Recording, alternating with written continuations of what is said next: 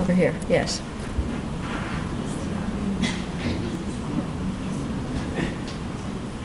Madeleine Albright. In Kosovo, you are considered as a national hero and one of the liberators of Kosovo after 100 years of robbery. Even Kosovo didn't have any oil or gold. It did only for humanitarian reasons. My question, does Kosovo deserve independence, and do you personally support independence of Kosovo? You know, I have to say, the war in Kosovo was one of the most difficult, bureaucratic as well as international challenges that we had, and I am very proud of what the Clinton administration did in Kosovo. There were days the war wasn't going so well. The weather was bad. We bombed the Chinese embassy by mistake. At that point, they called it Madeleine's War. When it turned out to be a success, they called it something else. But I love going to, I was in Pristina, and there is a whole generation of little girls whose first name is Madeleine. So I am always very pleased to be there. I do think that it's essential to get the status of Kosovo straightened out, that it has taken too long, that there has been a lax approach within the international community to deal with what we frankly left on the table, which was an unresolved status, because we thought that the UN and the EU could work in a faster mode to bring the democratic evolution in Kosovo to fruition. As I mentioned, I was in Pristina last summer, and you said, and I hope people will continue to believe this, that I did a lot for Kosovo. But one of the things that I felt strongly about during the war and before was that the Kosovars had been unjustly treated by the Serbs. And that the Kosovars that I knew were afraid of the Serbs, and all the kinds of terrible things were going on. And when I went there before, you would see the Serbian churches ringed with barbed wire and isolated, and people terrified. When I was in Pristina last time, I saw the opposite. In the airport, coming in from the airport to the center of Pristina, it is now the mosques that are flourishing, and the Christian churches that are surrounded with barbed wire. And I met with some Serb communities, and I spoke in the National Assembly about the importance of minority rights. I do think, as much as I favor, and I personally do think Kosovo should be independent, but it has to be done in a way where minority rights are honored, and that people don't forget what happened to them as they treat others. And I didn't personally, and the United States did not get involved in this in order to have the Kosovars start treating the Serbs badly. And I think those are the big lessons. But I personally hope that the status, it's been a little bit delayed, but that it moves it in that direction. But that is a personal view. Yeah. Yes.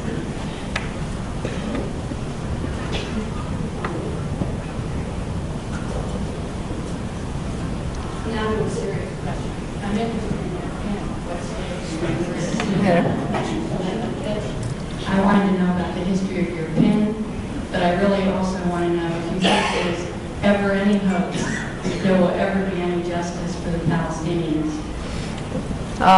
Well, my pen, I'll get to the other.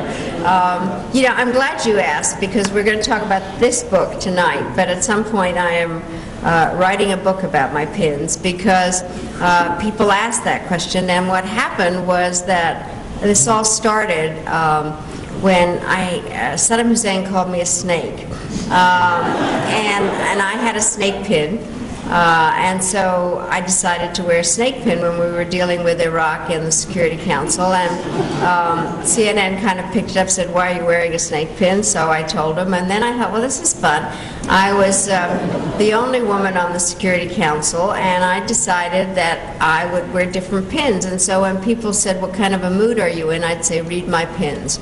And so I did actually send all kinds of signals with them, and when I was in a bad mood, I'd wear a bee, and when we were doing NATO expansion, I had a web with 2 little or 3 little bugs, you know, and trying to get them in. Or when I was negotiating the anti-ballistic missile treaty, I had on a little, well, it was literally an arrow, but looked like a missile, and Igor Ivanov, the Russian foreign minister, said, "Is that one of your interceptors?" And I said, "Yes," and we make them very small. But I always like, this is an eagle, obviously, and I like to wear eagles. I so believe in this country, and today, I think that the Czech-American relationship is such a remarkable relationship, and the Czechs have an eagle. Orel, right? Orel is an eagle. Isn't Orel an eagle? Yes. The Palestinians. I have to say that one of the issues that has been clouded by the Iraq War is where is the Israeli-Palestinian peace process, or lack of, going. And it depends on where you sit or what discussions you're having. There are those who say it is totally central to everything that's going on in the Middle East, and those who say it's very important. I am on the very important side. There are a lot of other things going on in the Middle East, but I do think that getting some resolution of that issue is absolutely essential in terms of moving it forward. But it requires constant attention. It requires an attempt to bridge ideas and bring the two parties together. We haven't seen a lot of that. I think that one of the things that I learned a lot about are the Palestinians' legitimate needs, because I had a lot of difficult meetings, but I think the most difficult meeting I had as Secretary of State was in a high school in Ramallah, where I was meeting with Palestinian students, high school students, and they asked me what their future held, and I couldn't really explain it very well, and so I made it more and more of a point to delve into what the issues were. But what has to happen is there has to be compromise, and I personally, and I'm sure that most of you here, support the security of Israel and the existence of Israel as a state.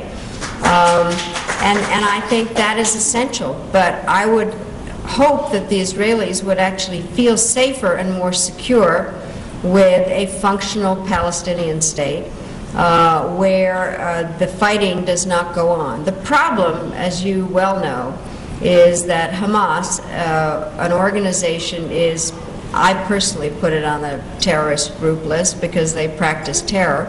And the question is whether the president of the Palestinians, Mahmoud Abbas, is capable now of separating himself from them and being the negotiator, so that the Israelis can't say that they don't have a partner for peace. But I do think that a U.S. role is absolutely essential in bringing the parties together. And one of the aspects that so troubles me about the war in Iraq is not so much that it's unilateral, because it hasn't been, but because we're unidimensional. We have not paid enough attention to other issues throughout the world, and this is one of them that's kind of been pushed to the side when we should be dealing with it.